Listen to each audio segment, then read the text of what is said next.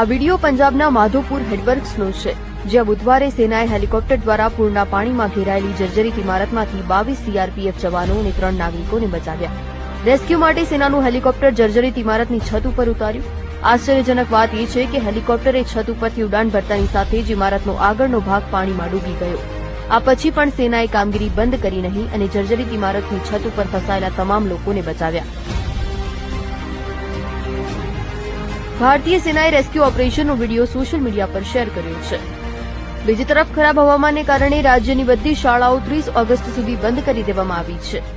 26 ઓગસ્ટે જમ્મુના કટરા સ્થિત વૈષ્ણોદેવી ધામ જતા માર્ગ ઉપર અર્ધકુમારી નજીક ભૂસ્ખલનમાં 30થી વધુ લોકોના મોત થયા છે. ઉત્તરાખંડમાં ભારે વરસાદને કારણે પરિસ્થિતિ ખરાબ છે. ઉત્તરકાશીમાં યમુના નદીના વધતા જળસ્તરને કારણે ડઝનબંધ ઘરો અને હોટલો પાણીમાં ડૂબી ગયા છે. હિમાચલ પ્રદેશમાં છેલ્લા 4 દિવસથી સતત વરસાદને કારણે ઘણું નુકસાન